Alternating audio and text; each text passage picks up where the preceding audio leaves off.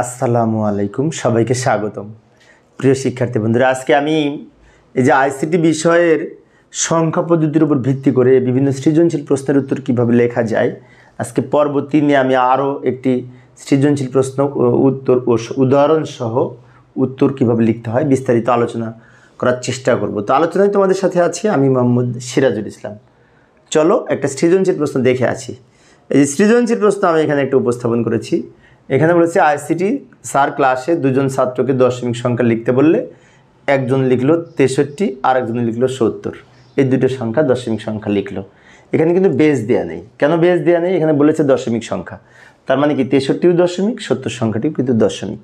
আচ্ছা, এবার স্যার বললেন আমি 0 থেকে 0, 1, 2, 3, 4 এই সংখ্যা দিয়ে নতুন একটি সংখ্যা পদ্ধতি আবিষ্কার করেছি। স্যার বললেন ভালো কথা, আবিষ্কার করেছে।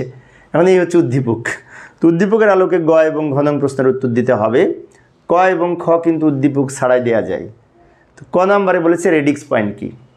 যাই ক নাম্বারের সমাধানের চেষ্টা করি। ক নাম্বারে এইভাবে লিখতে পারি, যে কোনো সংখ্যার পূর্ণ সংখ্যা এবং ভগ্নাংশ সংখ্যা আলাদা করার জন্য যে পয়েন্ট ব্যবহার করা হয় তাকে বলা হয় রেডিক্স পয়েন্ট। যেমন আমি এখানে একটা উদাহরণ দিলাম, এই যে এখানে 123.65, এই সংখ্যাটি বাম দিকে পূর্ণ সংখ্যা, ডান দিকে ভগ্নাংশ সংখ্যা। তাহলে পূর্ণ সংখ্যার ভগ্নাংশ সংখ্যার মাঝখানে যে পয়েন্ট, এই পয়েন্ট দ্বারা আমরা বুঝতে পারি যে এটা পূর্ণ সংখ্যা, এটা ভগ্নাংশ সংখ্যা। তো পয়েন্টে আলাদা করেছে কোনটি পূর্ণ সংখ্যা, কোনটি ভগ্নাংশ সংখ্যা। সেই জন্য সংখ্যায় বলা আছে কোনো সংখ্যার পূর্ণ সংখ্যা এবং ভগ্নাংশ সংখ্যা আলাদা করে উপস্থাপনের জন্য যে চিহ্ন ব্যবহার করা হয়, মানে কি যে এই পয়েন্ট ব্যবহার করা হয়, তাকেই বলা হয় রেডিক্স পয়েন্ট, যাকে বলি আমরা ডেসিমেল পয়েন্ট, তাই না? দশমিক পয়েন্ট বলে থাকি দশমিক সংখ্যায়। এইভাবে ক নাম্বারের উত্তর লিখতে পারি। তো এবার আমরা খ নাম্বারে কি বলেছিল? খ নাম্বারে বলেছিল 9 আর 7 যোগ করে 20 কীভাবে সম্ভব ব্যাখ্যা করো। হ্যাঁ, 9 আর 7 যোগ করে 10 হয়, 9 আর 7 যোগ করে 20 হয় যদি বাম দিক দশমিক হয় আর ডান দিক যদি অক্টাল হয়, তাহলে কিন্তু দুইটা যোগ করে 20 হয়। কীভাবে আমি দেখাই দিচ্ছি। এই যে উপরে আমি সময় সেভ করার জন্য কয়েক লাইন লিখে রেখেছি। 9 + 7 = 20 সম্ভব। কিভাবে সম্ভব? এক্ষেত্রে বামপক্ষ দশমিক, মানে কি এই দুটো যোগ করে 16 হচ্ছে, এটি দশমিক সংখ্যা, আর 16 দশমিক সংখ্যা যার সমতুল্য অক্টাল হচ্ছে 20। এখন অনেকে শিক্ষার্থীর মনে হতে পারে এটার অক্টাল হবে বুঝবো কিভাবে? এটা আমরা ক্যালকুলেটরে বের করে নিয়ে কয়েকবার দেখতে পারি যে এটা সমান 20 কিসের মাধ্যমে হয়, হয় অক্টালে হবে না হেক্সাডেসিমেলে হবে, দুইটার একটা হবে, তাই না? তাহলে হেক্সাডেসিমেলে পূর্বে আমরা অক্টাল হয় কিনা একটু টেস্ট করব।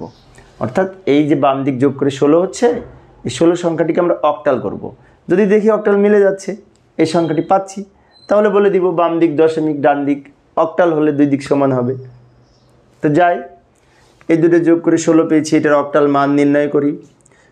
16 লিখে নিব, এখানে দাগ দিব, দাগ দেওয়ার পরে 8 দ্বারা ভাগ করব। আমরা জানি যে দশমিক সংখ্যাকে অক্টালে রূপান্তরের জন্য ওই সংখ্যাটিকে অক্টাল সংখ্যার বেস 8 দিয়ে ভাগ করতে হবে, তাই না? তো 8 দিয়ে ভাগ করলে 8 দুগুণে 16, ভাগফল 2 এবং ভাগশেষ 0 হবে। এই 2কে 8 দ্বারা ভাগ করা যায় না, তখন এখানে 0 হবে আর এই 2 এখানে যাবে। এবার নিচ থেকে উপরের দিকে যদি সাজিয়ে লিখি, উত্তর হবে 2 আর 0। ব্র্যাকেট দিয়ে ভিত্তি হিসেবে আমরা 8 লিখব। এখানে বাম দিকের এই 2কে বলা হয় MSD, যার পূর্ণরূপ হচ্ছে মোস্ট সিগনিফিক্যান্ট ডিজিট।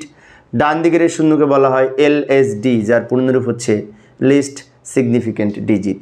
তাহলে আমরা লক্ষ্য করলে দেখতে পাই বাম দিক যোগ করে 16 হলো, যেটি দশমিক সংখ্যা, সমান এই যে বাম দিক যোগ করে এই দুটো যোগ করে 16 সমান এই ডান দিক 20, এটা সমান, এটা কিন্তু মিলে গেছে। বাম দিক দশমিক, ডান দিক অক্টাল, সেজন্য বলা হয়েছে বাম পক্ষ দশমিক আর ডান পক্ষ অক্টাল হবে। এইভাবে আমরা খ নাম্বারের উত্তর দিতে পারি, তাই না? এইবার আমরা কিন্তু উদ্দীপকে যাব। উদ্দীপকের গণংয়ে কি বলেছিল এটা আমরা এবার এইটা পড়ে লিখব। গণং একটা আনকমন প্রশ্ন আছে, 2FC 16 ভিত্তিক, এটি হেক্সাডেসিমেল সংখ্যা। এই সংখ্যাটিকে স্যারের নতুন সংখ্যা পদ্ধতিতে রূপান্তর করো। তো স্যার ক্লাসের নতুন সংখ্যা পদ্ধতি বলেছিল 0, 1, 2, 3, 4, তার মানে কি 1, 2, 3, 4 5 ভিত্তিক সংখ্যা। স্যারের যে সংখ্যাটির কথা এখানে উল্লেখ করেছে প্রশ্নে, সেটা কিন্তু 5 ভিত্তিক সংখ্যা। তাহলে এই 16 ভিত্তিক হেক্সাডেসিমেল সংখ্যাকে 5 ভিত্তিক সংখ্যায় কীভাবে রূপান্তর করব, তাই না? একটি আনকমন প্রশ্ন। তো যাই সমাধানের চেষ্টা করি। এই যে প্রথমে আমরা এই সংখ্যাটিকে দশমিকে রূপান্তর করব। আমি সময় সেভ করার জন্য একটু দ্রুত লিখে দিলাম। বিষয়টা হচ্ছে এটা হচ্ছে হেক্সাডেসিমাল সংখ্যা। এখন হেক্সাডেসিমাল সংখ্যাকে সরাসরি 5 ভিত্তিক সংখ্যায় রূপান্তর করা যাবে না। উপায়টা কি? উপায় একটা আছে যে এই সংখ্যাটিকে আমরা প্রথমে দশমিকে রূপান্তর করব। তাহলে 10 ভিত্তিক সংখ্যা পাবো। আর সেই দশমিক সংখ্যাকে যদি 5 দিয়ে ভাগ করি তাহলে তো 5 ভিত্তিক সংখ্যা পাবো। যাই লিখি। এখন হেক্সাডেসিমাল থেকে দশমিক করার জন্য প্রত্যেকটা প্রতীককে বেজ 16 দ্বারা গুণ করব। যেমন 2 লিখব, 2কে 16 দ্বারা গুণ করব, যোগ এফ লিখব, এফকে 16 দ্বারা গুণ করব। কিন্তু এফ এর দশমিক মান হচ্ছে 15, তাই 15কে আমরা 16 দ্বারা গুণ করব। যোগ সি লিখব, সিকেও 16 দ্বারা গুণ করব। কিন্তু সি এর দশমিক মান হচ্ছে 12, তাই 12কেও আমরা 16 দ্বারা গুণ করব। অর্থাৎ এই 2কে 16 দ্বারা গুণ করেছি, এফের মান 15কে 16 দ্বারা গুণ করেছি, সি এর মান 12কেও 16 দ্বারা গুণ করেছি। প্রত্যেকটা 16-র উপরে এদিক থেকে এদিকে পাওয়ার লিখব। এখানে পাওয়ার হিসেবে লিখব 0, এখানে 1, এখানে 2। এবার আমরা সরল করব। 16কে পাওয়ার করলে 16 16 256 হয়, তাকে 2 দিয়ে গুণ করলে 512 হয়। যোগ 16কে পাওয়ার 1 করলে 16 হয়, তাকে 15 দিয়ে গুণ করলে 240 হয়। যোগ 16কে পাওয়ার 0 করলে 1 হয়, 1কে 12 দিয়ে গুণ করলে 12 1কে 12। এবারে এই সবগুলো যোগ করে আমরা পেলাম 764। এখন এই 764টা কিন্তু দশমিক সংখ্যা, তাই ভিত্তি হিসেবে 10 লিখেছি। এবার এই দশমিক সংখ্যাটিকে 5 ভিত্তিক সংখ্যায় রূপান্তর করতে হবে। অর্থাৎ এই দশমিক সংখ্যা সমান 5 ভিত্তিক সংখ্যায় রূপান্তর করতে হবে। তাহলে দশমিক সংখ্যাকে আমরা অন্য কোনো সংখ্যায় রূপান্তর করতে গেলে, যেমন বাইনারি রূপান্তর করতে গেলে বাইনারি বেস 2 দ্বারা ভাগ করি, তাই না? ভাগশেষ নির্ণয় করি। অক্টালে রূপান্তর করতে গেলে 8 দ্বারা ভাগ করি। হেক্সাডেসিমালে রূপান্তর করতে গেলে 16 দ্বারা ভাগ করি, ভিত্তি দ্বারা ভাগ করি। ঠিক সেরকম এই দশমিক সংখ্যাটাকে যদি আমরা 5 ভিত্তিক সংখ্যায় রূপান্তর করতে চাই তাহলে এটাকে ভিত্তি 5 দ্বারা ভাগ করব। তো যাই বাকিটুকু সমাধান করি। এই সংখ্যাটাকে 5 দ্বারা ভাগ করব। এই যে এটা লিখে নিলাম, এখানে দাগ দিব, নিচে দাগ দিব, এখানে 5 লিখব। এটাকে 5 দিয়ে ভাগ করলে এখানে ভাগফল 152 হবে, প্রথমে লিখব, আর ভাগশেষ 4 থাকবে, শেষে লিখব। 152কেও 5 দ্বারা ভাগ করব, ভাগ করলে ভাগফল 30 হবে, প্রথমে লিখব, আর ভাগশেষ 2 থেকে যাবে। ভাগ তো আমরা পারি, তাই না? 30কে আবার যদি 5 দিয়ে ভাগ করি, 5 × 30, ভাগফল 6 হবে, আর ভাগশেষ 0 হবে। 6কে 5 দ্বারা ভাগ করলে ভাগফল 1, ভাগশেষ 1। এবার এই 1কে 5 দ্বারা ভাগ করা যায় না, তখন এখানে 0 লিখব, আর এই 1 শেষে লিখব। এবার এগুলো নিচ থেকে উপরের দিকে যদি সাজিয়ে লিখি, উত্তর হবে 1 1 0 2 5 4। এই যে লক্ষ্য করি, 1 1 0 1 1 0 2 4 2 4। এটা হচ্ছে 5 ভিত্তিক সংখ্যা। অর্থাৎ এই 16 ভিত্তিক সংখ্যা সমান এই 5 ভিত্তিক সংখ্যা। কীভাবে পেলাম? প্রথমে এটাকে দশমিকে রূপান্তর করব, তবে সেই দশমিককে এই আমরা 5 ভিত্তিক সংখ্যায় 5 দিয়ে ভাগ করে নির্ণয় করব। এইভাবে 5 ভিত্তিক সংখ্যায় রূপান্তর করতে পারি। এবার আমরা আবার সে উদ্দীপকে ফিরে এলাম, শেষের সমস্যাটি সমাধান করব। শেষের যে সমস্যা ঘ নাম্বারে, এই প্রশ্নটা কিন্তু বিভিন্ন বোর্ডে আসে, প্রায় এসেছে। বলছে দশমিক সংখ্যা দুটির পার্থক্য যোগের মাধ্যমে নির্ণয় করো। এখানে দশমিক সংখ্যা কিন্তু 70 আর 63। তাহলে এই দুইটার পার্থক্য নির্ণয় করব, অর্থাৎ 70 থেকে 63 বিয়োগ করব, কিন্তু যোগের মাধ্যমে। যোগের মাধ্যমে বিয়োগ করার একটি উপায় হচ্ছে ছোট সংখ্যাটিকে আমরা 2 এর পরিপূরক করে -63 বাইনারি মান কত সেটি বের করতে হবে। যাই ঘ নাম্বারের সমাধানের চেষ্টা করি।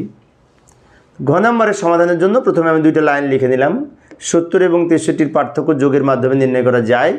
এই ক্ষেত্রে এই ছোট সংখ্যাটি অর্থাৎ 63 সংখ্যাটি ছোট, তাই 63 সংখ্যাটিকে 2 এর পরিপূরক নির্ণয় করতে হবে।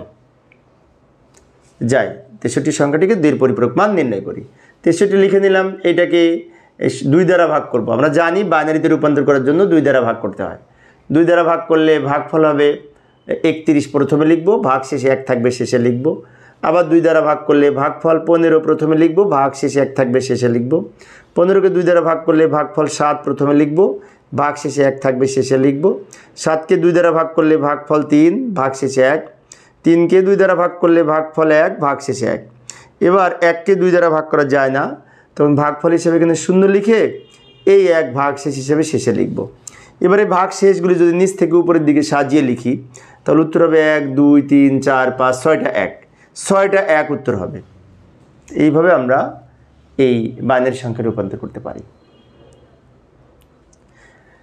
এখন এই বাইনারি সংখ্যাটিকে আমরা কি করব, 2-এর পরিপূরক মান নির্ণয় করব। তো যাই এবার এই বাইনারি সংখ্যাটি আরেকটা বিষয়, এখন 70 সংখ্যাটি তো দশমিক সংখ্যা, 70-এরও তো বাইনারি মান নির্ণয় করতে হবে। তাহলে আমরা 63-র বাইনারি মান যেভাবে নির্ণয় করলাম, এই 70-র বাইনারি মান সেভাবে নির্ণয় করব। 70-কে বারবার 2 দ্বারা ভাগ করব। আমি একটু দ্রুত দেখাচ্ছি সময় সেভ করার জন্য। ভাগফল হবে 35, ভাগ শেষ হবে 0, আবার 2 দ্বারা ভাগ করলে ভাগফল 17, ভাগ শেষ 1, আবার 2 দ্বারা ভাগ করলে ভাগফল 8, ভাগ শেষ 1, 8কে 2 দ্বারা ভাগ করলে ভাগফল 4, ভাগ শেষ 0, 4কে 2 দ্বারা ভাগ করলে ভাগফল 2, ভাগ শেষ 0, 2কে 2 দ্বারা ভাগ করলে ভাগফল 1, ভাগ শেষ 0, 1কে 2 দ্বারা ভাগ করা যায় না, তখন ভাগফল যদি 0 নিই এই 1 ভাগ শেষ হিসেবে শেষে চলে যাবে। এবার নিচ থেকে উপরের দিকে যদি সাজিয়ে লিখি উত্তর হবে 1 0 0 0 1 1 0। এই যে 1 0 0 0 1 0 0 0 1 1 0 1 1 0 ভিত্তি 2। এটা হচ্ছে বাইনারি সংখ্যা। এখন 70-এরও বাইনারি করলাম, 63-এরও বাইনারি করলাম, তাই দুইটার মধ্যে 63 ছোট। তাই 63-র যে বাইনারি মান পেয়েছি সেটাকে 2-এর পরিপূরক মান নির্ণয় করব। যাই আমাকে দ্রুত বলছি সময় সেভ করার জন্য। তো যাই 63-র বাইনারি মান কিন্তু আমরা 6টা 1 পেয়েছি, মনে আছে? এটা পেয়েছি, এই যে এইটা 1 2 3 4 5 6টা 1 পেয়েছি। এখন 6টা 1-এর বাম পাশে আরও 2টা 0 দিয়ে 8 বিট রেজিস্টারে সাজিয়ে নিয়ে এবার আমরা 2-এর পরিপূরক করব। তো এইটাকে বলা হয় 8 বিট প্রকৃত মানে সাজিয়ে লেখা। এই 8 বিট প্রকৃত মানে সর্ববামের যে বিট এটাকে বলা হয় চিহ্ন বিট। চিহ্ন বিট 0 হলে সংখ্যাটি প্লাস হয়, চিহ্ন বিট যেহেতু 0 তাই এটি প্লাস 63 বলা যায়। এবার এটাকে উল্টায় নিব। কিভাবে? যেখানে 1 আছে 1-এর পরিবর্তে সব 0 হবে, আর 0-এর পরিবর্তে 1 হবে। আমরা তো 2-এর পরিপূরক পারি, ইতিপূর্বে আলোচনা করেছি। 1-এর পরিবর্তে সব 0 লিখলাম, 0-এর পরিবর্তে 1 লিখে যে মান পেলাম এটাকে 1-এর পরিপূরক বলা হয়। এর সাথে 1 যোগ করব, 1 যোগ করে আমরা যেটি পাবো সেটি 2-এর পরিপূরক মান এবং -63-র মান। আর -63-র মান বের করার জন্য 2-এর পরিপূরক করছি আমরা। এখন এই লাইনের সাথে কিন্তু 1 যোগ করব, উপরের লাইন কিন্তু যোগ হবে না। এবার 0 আর 1 যোগ করে 1, এই শূন্যগুলো সব নেমে যাবে, এই 1 নামবে, এবার সামনে, অর্থাৎ এই লাইনের সাথে 1 যোগ করে আমরা এটা পেলাম। আমি দ্রুত দেখালাম, যোগ তো আমরা পারি, তাই না? 0-এর সাথে 1 যোগ করে 1 নামাই লিখছি, আর এখানে যা আছে সব নিচে লিখে দিয়েছি। উপরের লাইন কিন্তু যোগ হবে না, যোগ হবে এই লাইনের সাথে 1 যোগ করে এটা পেলাম। এইটা হচ্ছে -63-র মান।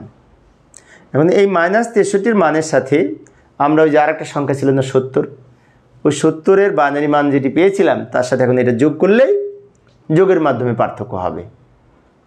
যাই সমাধানের চেষ্টা করি। এই যে প্রথমে 70-এর মান লিখে নিব।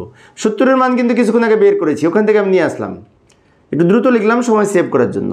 70-এর মান এইটুকু পেয়েছিলাম, 70-এর বাইনারি মান আমরা এইটুকু পেয়েছিলাম, এইটুকু। এটার পাশে একটা 0 দিয়ে 8 বিট তৈরি করে নিলাম। এবার এর নিচে -63-র বাইনারি মান কিছুক্ষণ আগে পেয়েছি সেটা লিখব। -63-র মান আমরা এইখানে লিখব। আমি একটু দ্রুত লিখে দিচ্ছি সময় সেভ করার জন্য। -63-র মানটাও কিন্তু কিছুক্ষণ আগে পেয়েছি, ওই যে 2-এর পরিপূরক করে বের করলাম। এবার এই দুটো যোগ করব, 0 আর 1 যোগ করে 1, 0 আর 1 যোগ করে 1, 1 আর 0 যোগ করে 1, 1 আর 0 যোগ করে 1, 0 আর 0 যোগ করে 0, 0 আর 0 যোগ করে 0, 0 আর 0 যোগ করে 0, 1 আর 1 10, 10-এর 0 হাতে থাকে 1, হাতের 1 আর 1 10, 10-এর 0 হাতে থাকে 1, সে 1 বাম দিকে লিখে দিব। এবার এই যে বাইনারি মানটি পেলাম এটা হচ্ছে 7-এর মান। কিন্তু অনেকের মনে হতে পারে 7-এর মান কি এত বড় হয়? তা তো হয় না, 7-এর মান তো এইটুকু, 3টা 1 বাইনারি, আমরা জানি তো। কিন্তু এখানে একটা কথা আছে, কথা হচ্ছে আমরা এই যে 8 বিট রেজিস্টারে অঙ্ক করে শেষে কিন্তু 9 বিট পেয়েছি। একটু গুনে দেখি, 1 2 3 4 5 6 7 8 9 বিট পেয়েছি। তো 9 বিট পেলে এই পর্যন্ত 8 বিট, 8 বিটের বাম দিকের যে বিট এটাকে বলা হয় চিহ্ন বিট, সরি এই 8 বিটের এইটা চিহ্ন বিট, আর বাম দিকের এই বিটকে বলা হয় এই ওভারফ্লো বা ক্যারি বিট বা এন্ড ক্যারি। আমি আবারও বলছি, লক্ষ্য করি 8 বিট রেজিস্টারের এইদিকে যে প্রথম যে হলুদ কালার দিয়ে রেখেছে এটাকে চিহ্ন বিট বলে, আর চিহ্ন বিটের বাম পাশে যেটা এটাকে ওভারফ্লো বলে, আবার কেউ কেউ এটিকে ক্যারি বিট বলে। তো যাই হোক, এই হাতে থাকা সংখ্যা এখানে লিখেছি, এটি যেহেতু ক্যারি বিট বা ওভারফ্লো, এটি 8 বিটের বাইরে, তাই এটি বাদ যাবে। বাদ দিলে আমরা একটি কথা লিখে বাদ দিব, ওভারফ্লো বিবেচনা করা হয় না। তাহলে এটা বিবেচনা করা যদি না হয় এটা লিখবো না উত্তরে, এখান থেকে এটুকু উত্তর হবে। এটুকু উত্তর হলে বামে শূন্যের কোনো মূল্য নাই, 3টা 1 উত্তর, 3টা 1 উত্তর, 3টা 1 উত্তর। এই যে 3টা 1 হচ্ছে উত্তর, যার দশমিক মান কিন্তু 7, এই 7। এখন 7 সংখ্যাটি কিন্তু প্লাস সংখ্যা, পজিটিভ সংখ্যা। কারণটা কি? কারণ এই যে সাইন বিট 0, তাহলে এই সংখ্যাটির সাইন বিট কিন্তু 0, চিহ্নবিট যদি 0 হয় সংখ্যাটি প্লাস হয়, ওই কথাটাও নিচে লিখে দিব। এক্ষেত্রে সংখ্যাটির চিহ্নবিট 0, তাই সংখ্যাটি ধনাত্মক বা প্লাস সংখ্যা। তো এইভাবে সুন্দর করে সাজিয়ে আমরা এই সৃজনশীল প্রশ্নের উত্তর দিতে পারি। আশা করি তোমরা এখন পারবে। তো প্রিয় শিক্ষার্থী বন্ধুরা, এই ছিল আমার আজকের আলোচনার বিষয়। পরিশেষে সবাই ভালো থাকবে এবং সুস্থ থাকবে এই কামনায় খোদা হাফেজ।